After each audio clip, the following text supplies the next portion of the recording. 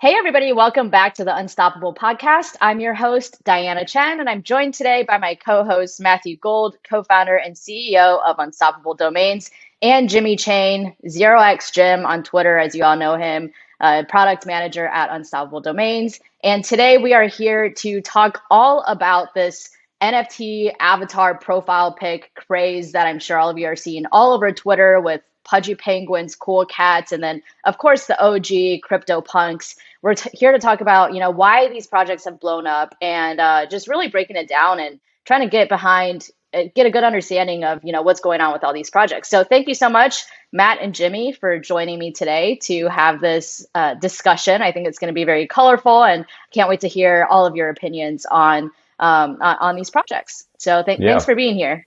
thanks for having us. Yeah, happy to be here. Definitely have plenty of opinions. We'll see how many facts we can get out of this. Very cool. Okay, so if any of you have checked out OpenSea recently, you've seen, the top projects are all of these like NFT avatars that people are setting as their profile pics. We have, of course, CryptoPunks at the top, Bored Ape, and then we've got some new ones too that have really risen to the top very quickly, like Pudgy Penguins, Fluff World that just came out. And so to kick us off, I'm curious to hear both of you just your general thoughts on like why people are spending so much money on these, what some might think are just JPEGs. Yeah, sure. I can kick it off. I mean, it's a pretty interesting phenomenon, and I think pretty distinct from the NFT bubble that we saw earlier this year that was more around art and to a certain extent like collectibles. And this is less of a collectible and more of just like for lack of a better word, like profile picture or like identity product. So it's like these generative art pieces, that have basically this like similar base. And then people change different traits and there's different rarities of traits. And I mean, I kind of equate it to like two different factors. One is, it's essentially like taking what was really popular earlier this year in crypto, which is like a community building around certain projects. Like, you would be really into sushi, or you'd be really into Yearn or Uniswap, and essentially slapping like some form of like visual aid and identity on top of it. And so people could like feel a lot of affinity towards some sort of in-group that they belong to by having this, this avatar or this profile picture on Twitter, on Discord, what have you. So that's like pretty interesting from kind of just like a community building and identity perspective. And the second piece is like, I think you're seeing a lot of retail investors participate in this as well, because, you can get in pretty cheap in some of these projects. The mints are, anywhere from 0.02 ETH to 0.08 ETH. So anywhere from, call it like $60 to $150. And, some of these are really quick, kind of like 10x, 20x, sometimes even 100x based on the rarity of your trade. And so that's getting a lot of people interested in terms of just like the speculation behind it. For sure. Matt, any thoughts? Well, yeah, I'll tell my personal journey here. So I've had friends working in the art NFT space for 3+ years, and I remember thinking at the very beginning. It was a pretty weird collection of people. Like there are some people like myself and Braden, and we were trying to work on these utility aspects of NFTs. There are some people in DeFi as well, and we were working on domain names, or people were working on like the ways of like backing non-fungible assets and DeFi like applications. And then you had all these people coming over from the art world. And I will admit it was a mystery to me at the very beginning, because I was like, I don't really get it for digital art. So I've watched this space evolve over the last 3 years. And then I actually I've had a few NFTs in the past that were art-based NFTs, but I actually, over the past couple of months, I've gotten much more interested in what are known as these PFP NFTs, which stands for Profile Picture NFTs. And you'll see these everywhere on Twitter. And so I have friends who have CryptoPunks and Bored Apes, and I've seen these communities. And each one I kind of learned a little bit more. So when CryptoPunks came out, I was like, okay, I get it. It's kind of like, really high-end artwork, digital artwork on the blockchain. I think that makes sense. And then here's a collection where people can join. And then I saw the Bored Ape Club come out, and all of a sudden there's this really strong community around what they were building. And that kind of caught my attention because it was more than just a regular piece of art. Like if you buy a piece of art, you hang it in your home, nobody else sees it. It really doesn't, there's not really a lot of interaction around that. Like the cool thing is having it yourself in your house. Whereas now with like seeing these communities form where they have like 10,000 different pieces, everyone owns one, and then they all want to build on it and make it better, like by adding more functionality to it. So that caught my attention. And then I took the plunge over the last maybe month here and started playing around with some of these profile picture projects, and just trying to understand how people are identifying with these. And I think that what I realized, and it took me a long time to get here, is that people are looking for a representation of themselves in the digital world. And they're looking for all sorts of ways to do this. And they're doing this with profile pictures on their Twitter, where they buy a piece of art on one of these places like NFTs, like OpenSea, and then they use that to represent, like as their picture. They're doing it with domain names where they get one that represents something they believe in, like a name that is maybe a username or something. They're using that for people to send cryptocurrency for. And I think this is going to continue to happen because everywhere you have a digital footprint, you want to represent yourself. You want to have some sort of representation that feels like it's you. So that's where I've come with all of these different pictures, and I think it's it's still very early. Yeah, and you just brought up an interesting point too, with a lot of people wanting to set these as their profile pic on Twitter or on Discord or on other channels. And this point about digital identity, it's something that I've been thinking about. Is I'm somebody who's very attached to my identity, like to my name, to who I've been for my whole life. But even I have found myself recently changing my profile pic on Twitter from my face to a photo of to an NFT penguin that I have, and I've never identified as a penguin in my life before. So like, if we were to try to like dissect this psychologically, like what is it about these NFT avatars that is making people want to identify as that instead of as, their face, like who they've been their whole lives? Any thoughts on that? Well, I have a thought for why we haven't seen it quite this way before, because you've always been able to get a JPEG and put it on your Twitter, right? But only in the last, since these NFTs for profile pictures have really become popular in the last year or two. And I think it's because you have the ability to own it and it's scarce, right? And that didn't happen before, right? So there was no way to really create ownership and like long-term investment inside of that like image. And if you think about it, it's just another part of your brand.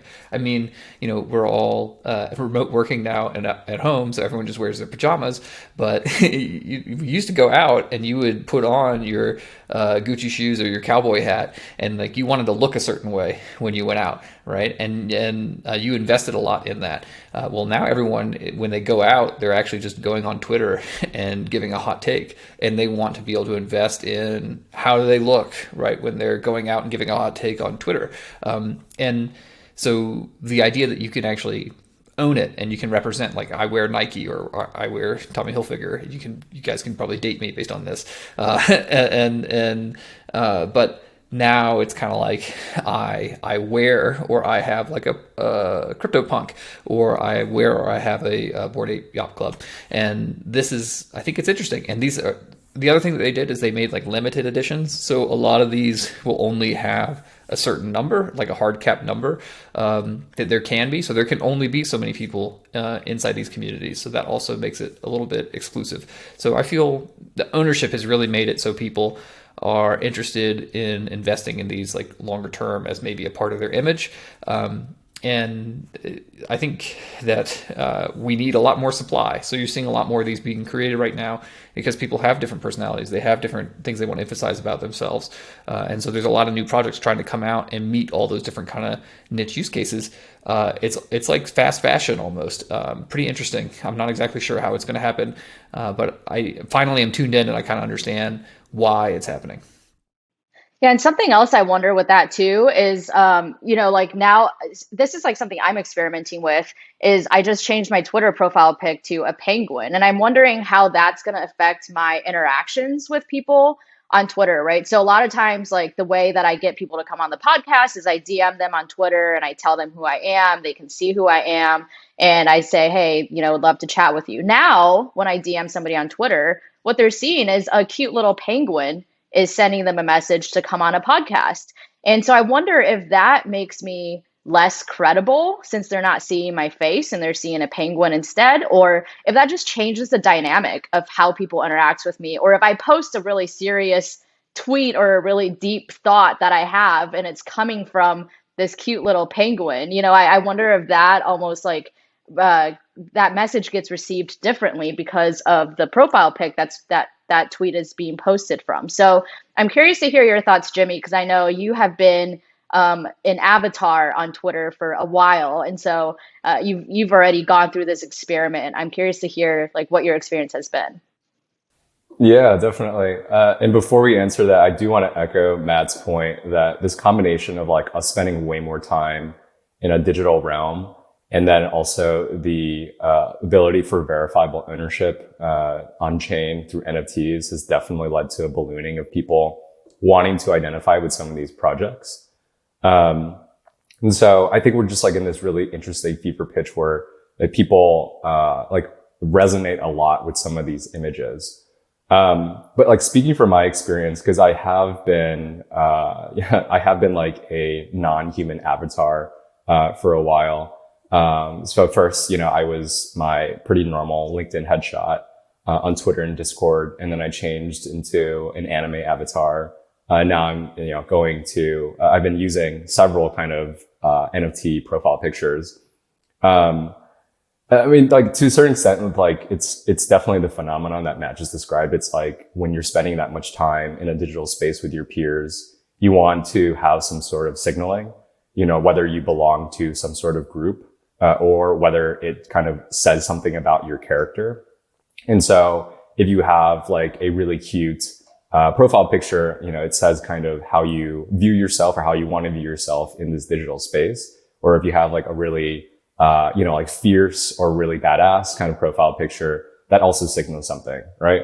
And it also signals kind of the project that you choose. And so obviously right now, if you have a CryptoPunk, that says that you either are either A, very successful, or B, you have been an early adopter of crypto and you belong in this very exclusive club of people. And I would say Bored Apes is getting to that level as well as people love putting their art blocks, on their backgrounds, which is like a pretty prominent generative art collection. And so they would put their Fidenza in the background of their CryptoPunk. A CryptoPunk is $150,000. A Fidenza is, $80,000. And so that says something about a person, right? To a certain extent. For me, I think it comes down to kind of twofold for why I choose to be, not myself, on Twitter. One is, it is definitely community signaling. And so for me to be a penguin or for me to be a cool cat, that says something about who I like to affiliate with, on a digital space. And so I think like the wholesome nature and the collaborative nature of these communities is definitely something that I want to signal. And, to your point, Diana, when you say, you're a penguin and you're DMing people and it's less credible, I would almost argue the counter. And I think it would be more credible because you're signaling to people that you are crypto native, that you belong in this community that is full of crypto native folks. And that's probably more powerful than even having your IRL picture because that probably signals that you come from a Web2 background, in my opinion. So that's the first piece. And then the second piece is definitely some level of like, pseudonymity. And so I don't want people to assume like any sort of, preconceived notions about myself. Like I really want to start from a blank slate, outside of course, the signaling of, whatever NFT community you're a part of. And so I don't want people to assume that I'm, a certain age, that I'm, Chinese American, or anything like that. Like I just want to be Jimmy. I just want to be, kind of like a blank slate behind that. And I think like even as an experiment, like that's been really thoughtful because, I think people kind of can put that aside and really see you for your content or see for you for the character that you want to project into this digital space. 100%. Yeah, I love that. And I think that goes to the whole ethos of decentralization and, sort of replacing the middleman with these smart contracts is eliminating a lot of human biases that we all of us have innately. So yeah, I think that's a really good point. Another thing I wanted to get your take on, both of you, is this element of community that has come up so many times already in this conversation. I think when most people think about community in the traditional world, they think of people form communities around either shared interests, shared background. You see a lot of ethnic groups forming communities together. You see people with similar interests, hiking groups, foodie groups, all of these different things. And so when you're talking about community around an NFT avatar project, that just seems a little more random and less logical, or I guess, or less like what we're used to people forming community around. How do you guys think of this community that's formed around just a shared interest in this NFT avatar project and the strength of that, or the potential strength of that community? I have a couple thoughts here. So this is actually the part that is interesting and new about this type of I guess maybe brand affinity is another way to call it. And so I was thinking about this, and I was thinking to myself, well, it makes sense to me that now that people are spending more time online, that they're going to want to have be associated with digital brands, just like they are in the real world. Like you used to want to own Nike shoes or wear a Michael Jordan jersey or something like that. And I could imagine a lot of these NFT profile picture projects. I could easily see brands evolving here to create these types of create this type of art for people to be a part of. But the thing that's different here is that you can talk to the other people who own this art, and they have these Discord channels and these communities. So it really feels like the next generation of brands, I guess, is what I'm trying to say. And I mean, I'm saying that because I'm coming from, an older style background. And I was kind of thinking through, will brands emerge here? And I think they could. Like we're seeing these projects being made by, just a couple of developers get together and then they put these together, and they're mostly for people in the crypto space. But I actually think there's a powerful opportunity here for people to start building brands around ideas where communities can interact on these digital spaces to display their affinity for certain things. Like, breast cancer, everyone knows, is associated with the color pink, right? Or at least here in the US, that's very common. And we could see a lot more things like that start to happen in this NFT space. And then that also made me think of another thing, and I mentioned it a little earlier. It feels like fast fashion, like you're asking, am I going to be this profile pic of this animal avatar for forever? And I actually had a profile picture before this of myself, and I had it made like a cartoon because for privacy reasons, they're scanning your photos everywhere on the internet. And I actually liked having an avatar instead represent me online for just a lot of reasons. I thought it just felt better to me. And so I've recently updated one of these NFT PFP projects, and I'm testing it out. But I actually could see myself rotating and trying another one next month, where I could see myself having a profile, a digital image that I associate myself with for Christmas, or maybe for Breast Cancer Awareness Month, or for some other thing that I'm participating in. So my head is getting wrapped around I really think there's a lot more to be done in this space. I think it's going to be very much bigger, and there's going to be a lot more supply of these coming on.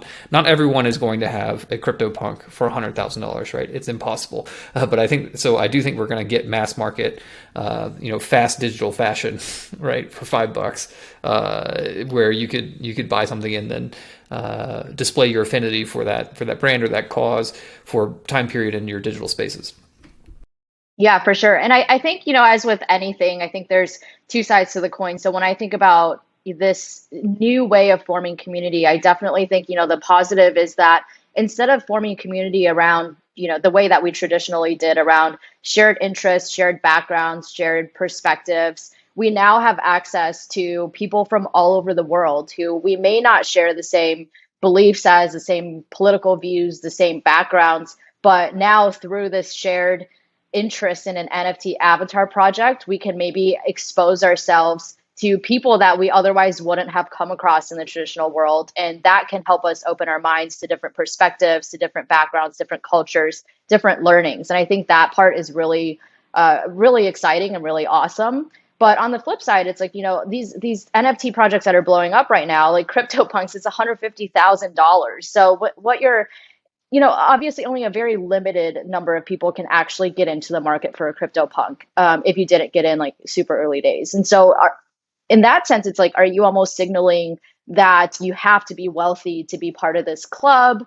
And then are you sort of, shunning certain communities who just can't afford to pay, not I won't even say 150,000, even like $100 for an NFT is like not something that everybody can do. Yeah, Matt, you've got some thoughts. Yeah, I do. So, like, new technology, a lot of the times will happen for the high end consumers first, right? Like, car phones were $1,000 back in 1990, whatever. And then now to, right, personal computers, like, so they sometimes they just start at the high end, and then, as the technology gets adopted and the supply comes down, then everybody's got it, and everyone's got a cell phone in their pocket now. So I think that that's maybe temporary. And I think that, so what I'm saying is, and we'll see if this plays out in the market or not, but I think you're going to see a lot more of these projects. So I'm actually in here just to learn. Like, I'm not a avid NFT collector or anything like that. I'm just here playing around with these projects to see how they work. And I think that what's interesting to me is how it's going to change people's behavior online, because I think that if you have the ability to own, digital goods and images of yourself or whatever, you can invest in presenting some sort of image of yourself, and that's worth spending some time and some thought in over time. Just like people think about how they dress up or something like that. So that's how I'm viewing it. So maybe I'm a little bit more I'm less on the investing and speculative side, although I know there's a lot of that going on, and I'm more thinking about longer term how people are going to use this type of artwork digitally to express themselves, or maybe give a different opinion. And I don't know about you, but when I was growing up and I went to public school, I liked the fact that they let me wear whatever I wanted to school, even if it was, we didn't have uniforms, because that gave me a way to feel out and express myself. And I think it's the same thing online. And these platforms need to open up and allow people more ways to express themselves. And I think that's this is part of that project where people can actually own it. Yeah, on the point of like accessibility for some of these digital art projects, I do think one potential solution is the normalization of fractionalizing some of these pieces. And so there have been projects that are trying to, and honestly, in my opinion, successfully normalizing kind of the ability to share these NFTs, and they in and of themselves like form these micro communities. And so I'm thinking about the zombie punk bid on fractional art, which is a project thinking about fractionalization. And a zombie punk is very, very expensive now. I think the winning bid was over $1 million, and there were several hundred people that were participating in this bid, essentially collaborating and pooling their resources together and getting some sort of representative proportion of the zombie punk. And so once they won the bid, everyone on Twitter changed their profile picture to either the actual zombie punk or like a derivative of the zombie punk, where it had like a party hat and like one of those like blowing popper things out of its mouth to signal that they're part of this like party, like this bidding. They were part of the bid, right? And that in of itself, it's its own sub community, has its own community on Discord. And that's pretty interesting, to see like sub communities forming around these really premium, art pieces. And it doesn't really, I think, diminish the value of it either. If anything, it augments it. And so I think that's one potential solution, as well as just like the proliferation of other projects. Yeah, 100%. I think those are all super good points. Another question that I have for you guys is, we have seen so many of these NFT projects come up, and some of them have been more successful than others. And so I'm curious to hear your take on what makes one of these NFT avatar projects more successful or less successful. Jimmy, do you want to start this one? Sure. I think it starts, honestly, like I've thought about this a lot in terms of, what makes a project really successful. And I think it comes down to, at first I thought it was like art. Then I thought it was like roadmap, right? In terms of, some of these projects have really broad and kind of aspirational goals to like be a video game, or have a metaverse space or something. But I really think it just comes down to like a combination of like mimetic desire and like community building. And so like mimetic desire, like it's basically like things are valuable because other people value it, right? That goes down to like us from like an evolutionary perspective needing to belong to some sort of in-group. And so when you see people that you respect and that you want to kind of mirror yourself after, adopt these, like it becomes a self-fulfilling prophecy, right? And so a great example is this one project called 24 Pixels or 24px, which is a derivative of the Cool Cats. It has no dev, right? Like the dev made it and just disappeared. It has no community team. It has no roadmap, right? The art is somewhat of like a derivative of CryptoPunks slapped onto Cool Cats. But it's been absolutely exploding because, like a community kind of formed around the fact that there's no intrinsic utility in this project, right? Which is like kind of antithetical to what you think is a successful NFT project. And that's because a lot of people just started adopting it organically and it kind of just spread like wildfire. And so I think that's like one piece. The second piece, like, I think definitely comes down to like execution of like community building. Like, I think community building can be organic, but it needs to have a framework in order to grow really rapidly. And so there's been projects like, of course, Bored Ape Yacht Club is, I think, the golden example of this, of like how to deliberately build and mobilize community members who literally like want to add value to this community for free. And so I think like some combination of those just like really show like what is a successful project versus like one that's just either purely art or maybe even lacking some other dimensions. Got it. So would you argue even that like the artwork itself is like the least important factor in how successful a project becomes, and it's really more about like the execution on community building, maybe having celebrities or influencers tweet about it? Like I'm thinking Gary Vee tweeting about World of Women and seeing that just blow up. And maybe the storytelling behind it, like some of those other factors you would place higher than actually like what the avatar looks like itself. Yeah, it's a pretty hot take. And I think it would definitely stir up a bit of controversy, but I do think that art is not even in the top 5 considerations. I think for people that are interested in this project, they have to at least not hate the art, right? And there are definitely projects where, tastes vary, right? Like some of them are much more hyper realistic, even like 3D renderings. Some of them are incredibly simplistic, right? That kind of like 24 pixel format of the CryptoPunks. And so you have to like it to a certain extent. But again, like things around like community building, around kind of like in-group signaling, are really important.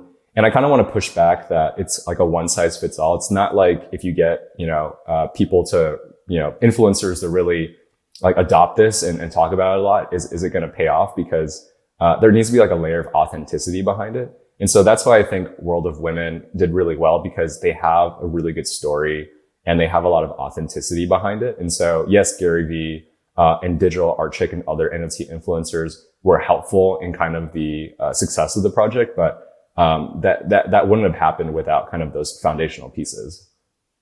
Gotcha. Matt, any thoughts on that? Yeah, I'd love to maybe step back here for the skeptics, because I would put myself definitely in that category. And I've been watching the space for a couple of years. So like, how skeptical do you have to be to sit on the sidelines for like 3 years?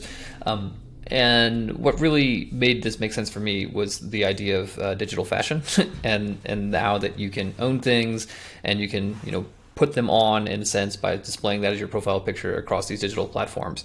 And I actually think it's a huge new market. So I actually just think it's a really, like the fashion market is, I think the richest guy on the planet right now is the guy who owns a fashion company, the French gentleman, LVMI, or what, I don't even know.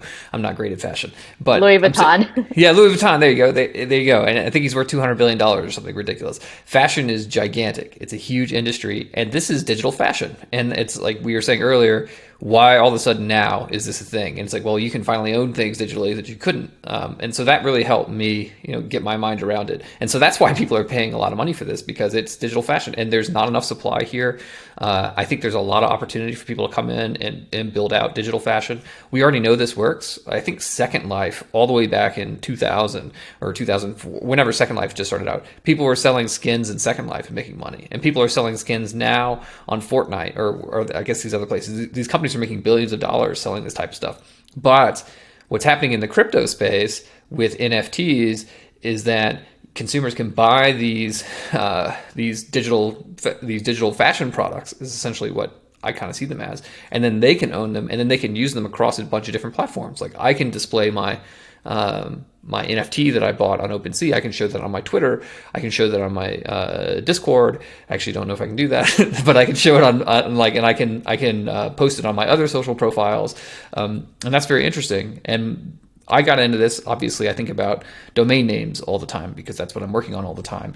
And we see that happening with domain names too, is people put their domain names in different places on their social profiles. It's a little bit different because it's more like it's a different type of signaling, because it's, I want an easier way to look it up, or it's a little bit different. But there's a lot more options for creativity on the visual display side of things with these profile pictures. And so that's why this space is blowing up. So for the skeptics out there, I would just say, if you can agree that fashion is a really big industry, and you can just go look at the evidence, and then you can agree that we've had this change that's happened in the digital economy right now, where we have the ability for people to like buy and own these NFT fashion pieces, then that's what's explaining this really explosive market. And there's going to be brands. I really think, and I'm dating myself here, but I really think there's going to be brands in this space, and there's going to be the Louis Vuittons of NFTs out there, and I think that those brands are being developed right now, and you're seeing that that happening. And then you're also going to have your Nikes, your mid-level tier, and then you're going to have your store-bought brands. But I think everyone's going to be participating because fashion is something that humans have been doing for ever, and I don't think that, and now we're just doing it in the digital realm. No, I kind of want to push back on your last point in brands. Well, there's 2 points to it. One is, I think there's going to be a paradigm shift of like, there are brands that are being built right now that will be powerhouses in a few years. And so Bored Ape Yacht Club has been very deliberate about how it wants to build its brand in collaboration with like fashion and streetwear brands. And so that's definitely something to keep mind of, to be cognizant of kind of going forward, of like, there are brands right now that are kind of like young, hacky upstarts, but they will be powerhouses. That's, by my belief, in the next few years. So that's one piece. The second piece of like established brands entering into the space and finding success. I think this is where we're going to see a lot of deviation based on like the execution of what these teams want to do, right? And so I think a good EG is looking at two kind of recent entrants in the NFT space in terms of established brand perspective. One is Louis Vuitton, and the second one is like Coca-Cola. And so Louis Vuitton had a pretty interesting kind of entrance into the NFT space. One is they built this like digital game that is like pretty beautiful. It's a little buggy, but it's beautiful. So you can tell like there was some love and some intention put into this in order to win NFTs that are a collaboration with Beeple, right? And so Beeple is a pretty established name in the digital art / NFT space, especially given his $96 million sale earlier this year. And so people are fairly excited about that. And you kind of contrast that to like Coca-Cola or like, there's a slew of other kind of like established brands launching NFT projects, and they're kind of falling flat, right? At least within the communities that I belong in, like the more crypto native, NFT native communities, because they realize that like there's no authenticity behind it, right? It's like, oh, like a Coke NFT, fine, right? Or even like the Twitter NFT. It's like, it did well financially, but it's like there's no community behind it. And it's like, okay, like here, have your money, right? And then leave. But we're trying to like build something authentic and community driven here. That's my kind of observation, at least. Yeah. And I'll say that I think that you're definitely going to be different. And I think that maybe one of the things that's going to be indexed differently on is community participation, because with digital brands, it's a lot easier to get customer feedback. I don't know if it's a lot easier to get feedback from users, maybe even call them user feedback. And so like every time if you've bought something before and they're like, hey, complete this user survey, like I've filled out maybe 2 of those my entire life. Whereas if you buy a digital good, I can immediately jump into the Discord and then say exactly what I think about that digital project, like within 5 minutes of buying it.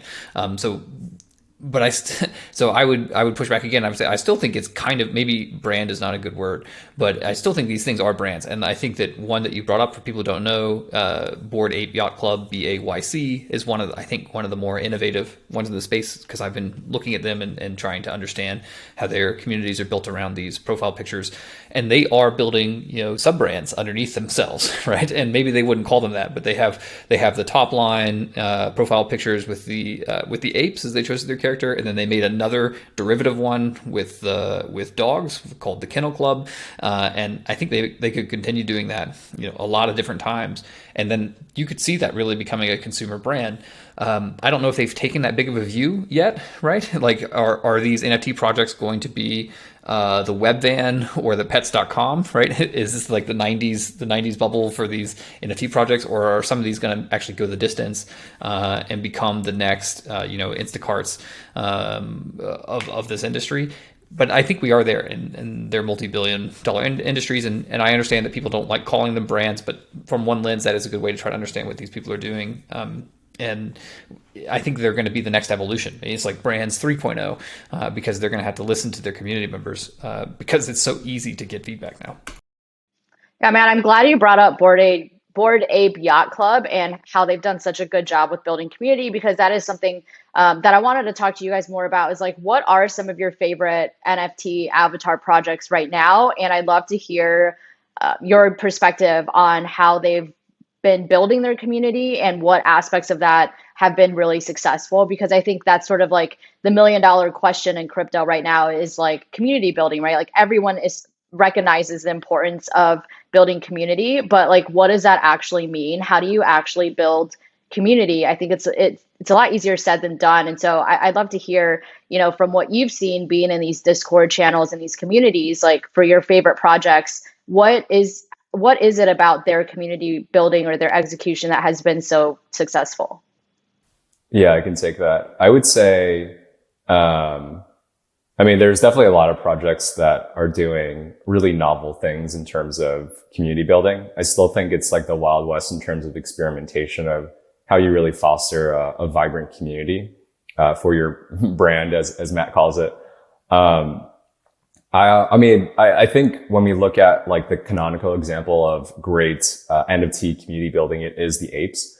And I think what really kind of kickstarted that level of like that explosion of community vibrancy was the innovation of commercial rights. And so when you own a Bored Ape, unlike a CryptoPunk or other some of these earlier NFT projects, you actually earn the commercial rights. You actually own the commercial rights to it. So you can print them, you can make merchandise for your specific ape, right? You can't do it for other apes. You can't do it for other ape affiliated kind of like trademarks, but you can do it for your ape. And so people took that and kind of ran with it with a bunch of remixes and a bunch of ways to kind of augment the brand.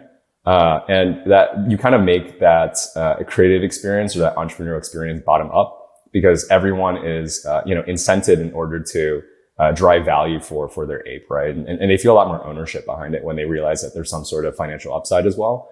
And so that was something that I think really kickstarted it. Call it like a few months ago, maybe around like May, in terms of like, okay, like there is a reason why I want to invest my time into my Bored Ape, because I feel so much affinity towards it. So I think that's like the best example of that I've seen community building, and it kind of like started this whole wave of other PFP projects that have very similar kind of dynamics. Another project that I really enjoy is the Cool Cats. And I enjoy them for somewhat of a different way. I like it because the team behind it is very mindful of not stifling organic attention. And so I don't think they did anything deliberate in order to make their project incredibly successful outside of, having a pretty strong dev team, outside of having a pretty clear roadmap, and obviously having a very distinctive art. But they were like pretty mindful of like allowing derivatives to flourish, other remixes, allowing community members to create art for other members and not really restricting that. And basically allowing like the community members to do whatever they want, right? Not whatever they want, but like to a certain extent, like writing articles, like doing features within other projects. So they kind of took some like lightning in the bottle and really just like let it flourish, which I think was pretty successful. Yeah, for sure. And Matt, I know you recently got into the Pudgy Penguins. What was it about that project that drew you in? So I'm a huge animal fan. For people who have been following Unstoppable Domains for the past 3 years, we actually did our own version of NFTs with animals maybe 2 or 3 years ago, and there's a few people who actually are collecting those. We did not. We were very early, right? So we didn't think to have limited editions of these like they do with any of these, like 1 of 10,000. So we didn't have a cap on the number of those originally being minted.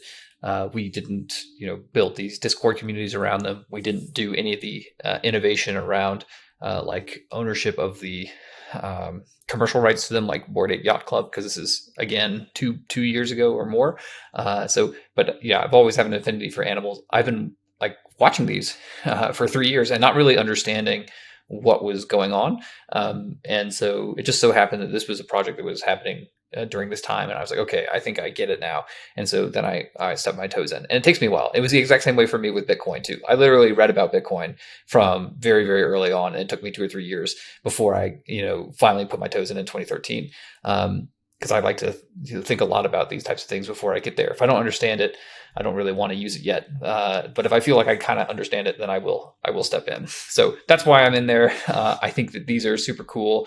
I would encourage people to check out some of these projects and find ones early, get in and like just know that I think there's going to be a lot more of these. Hopefully the devs will continue to make supply so that there can be more people trying out these types of communities. And I'm interested to see where digital fashion goes. So it's a lot easier to pay attention, right? If you have some skin in the game. So I did it so that I could get in. That's my story for my Pudgy Penguin. Yeah, and speaking of digital fashion, that's something that I think about too with NFTs and what's possible for NFTs. I think I have all of these ideas about all these cool things you can do with these NFT avatar projects, but because I'm not a technical person, I don't know if any of this is actually like technically possible or not. So I'd love to run some of these through you guys, and get your take on, like what is actually technically possible and what's not. And one thing I think about a lot is like, would it be possible to design fashion, like shirts and hats and clothing and accessories and things for your different NFT avatars and have it be in a way that it would fit a cool cat and it would also fit a pudgy penguin and it would also fit a bored ape, and I could put it on like any of these clothes. Like say I have like an unstoppable domain hoodie and I want to put that on all of my animals. Like maybe today I've got my penguin as my avatar. I want my penguin to wear it today. And tomorrow I want my cool cat to wear it. Is that something that would be possible? Almost having like maybe even having like a digital tailor for NFTs to tailor it to, these different animals. Like what is that something that would be possible? Yes, but there aren't any standards around making these interoperable because a lot of these are generative, and so they have like some sort of base layer, like they have like a base ape or a base penguin or a base whatever happens to be the avatar of the month, and then they have things that get generated on top, but they don't. I don't think anyone's worked on trying to figure out how to make that work across these different collections yet. We'll probably see a collection try that out in the future. I mean, it's still super early, but I think there are very few limits on what you can do with these avatars and with digital fashion. I think it's going to be super flexible. I could very easily see ways for you to put that into the smart contract. Like I could see how that would be possible to be done. And then to make it extensible, like have apps be able to, like have different brands be able to, like prove that they are that brand or something, so that you could have a Nike hat for your Bored Ape, right? And then it would actually come from Nike, and it probably won't be one of these traditional brands to start out with, but who knows? Maybe it will be. Some of these guys have dived in, so there's very few limitations on the technical side. there's a lot that needs to be done on standardization, I would say.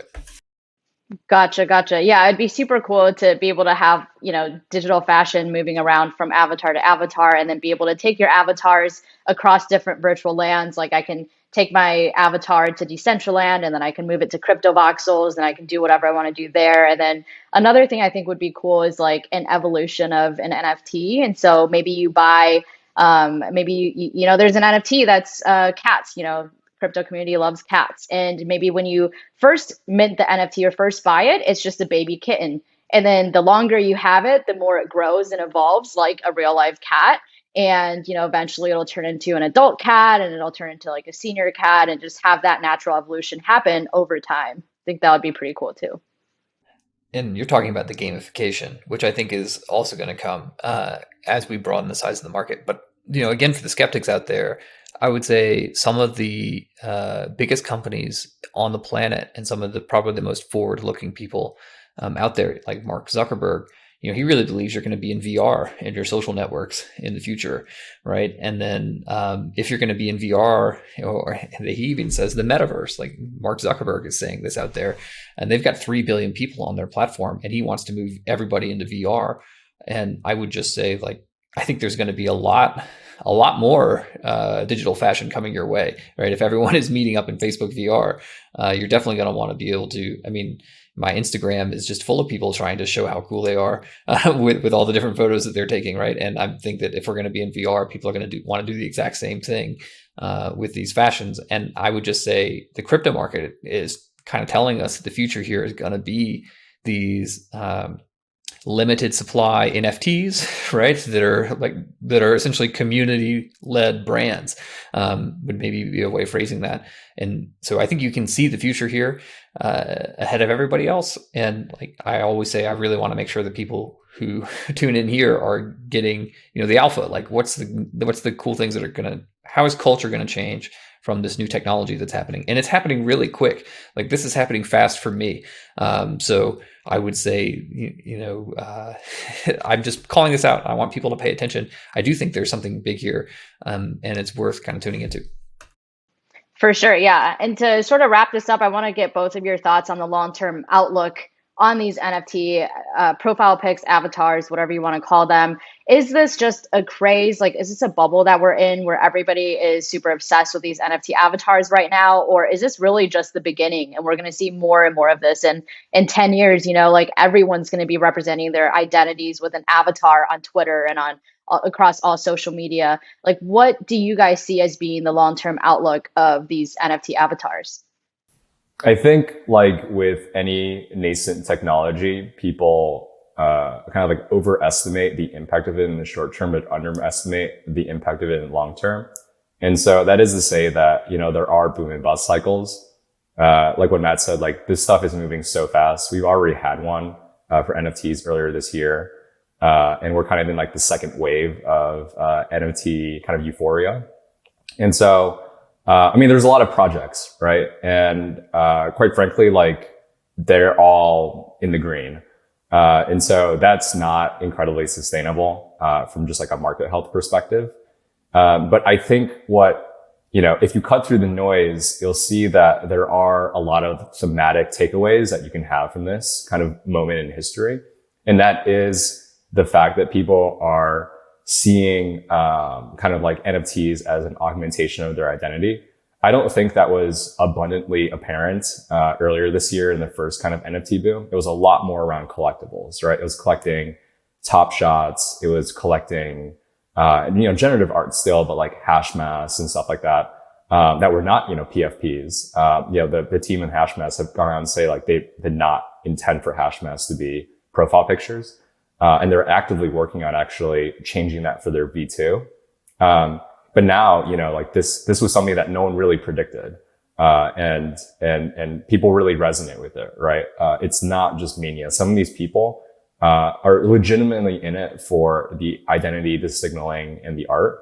And they'll hold it to zero, right? And so that's product market fit right there. And so we're going to see more of this coming. To your point, there is extensions of this. There is evolution in terms of having an NFT evolve with you based on whatever activities you have on chain or whatever kind of other factors may happen off chain through some sort of Oracle network. There is kind of like accessories, right? You can like add things to your NFTs. And there's also interoperability. You can take your NFT and it has different kind of representations. Like your Bored Ape might be in a racing game as a little trinket on your dashboard. Your Bored Ape might be a little hat on some sort of like Web3 version of The Sims, right? And so there's definitely a lot of kind of areas that we can expand this problem space. And I think we're just going to see, honestly, we're going to see innovation come in later this year that no one expected. So that's the craziness of being in the space. I would say on the tech side, in the short term, we definitely have like just a limited supply, and that has created a small bubble in this space. And so on the tech side, like we need to try out a lot more formats. You suggested some things here on the call, like maybe video, maybe there's all sorts of new ways that we need to try expressing digital fashion, and then standards need to be developed so that it's easier to for these to be interoperable across different platforms or verified or whatever. These things are going to be important, and throwing money around won't just solve the problem. So because you need to get developers and engineers and creators to come in here and then help build out these new community-led brands. So I think what's happened here is we've seen like a lot of interest spike in the short term, but I think it's a really good long-term signal, right? And if you ignore maybe the short run, the next 2-3 years, and you 1 to 2, 3 years, and you look out over the next decade, and you realize this is really a big move in digital fashion with these new community-led brands. I think that that's the important thing to pick up if you're interested in where things are going long run, and you want to kind of tamp down on the noise. That's what this is showing. So I'm actually very excited to see what people build.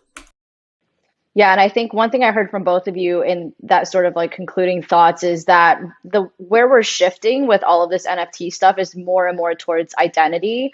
And I actually think that, with these NFT avatars, with even blockchain domains, like I've been playing around like crazy with these .NFTs that we have. And I know like Jimmy and I have both, just gone all out on the penguins, and we're like degen pengoos on Twitter, and it might be different by the time this comes out and is live, but it's so much fun to like play around with it, and you can sort of like get creative with it and find different elements of your identity in your domain name, in your profile pic, and all of these things. And I'm really excited for that element of it. So really excited to see it play out. Also, if you're a developer, if you're a builder, make sure you join our Discord community. And we're always looking for people to help build new cool features for us. If you're interested in identity and all of that stuff and you're a builder, hit up our Discord. Jimmy runs that group and he's awesome, obviously. So join our Discord, chat with us, connect with us, and help us build. Well, thank you both, Matt and Jimmy, for joining me on this. I know this was super last minute. We all just got super excited by this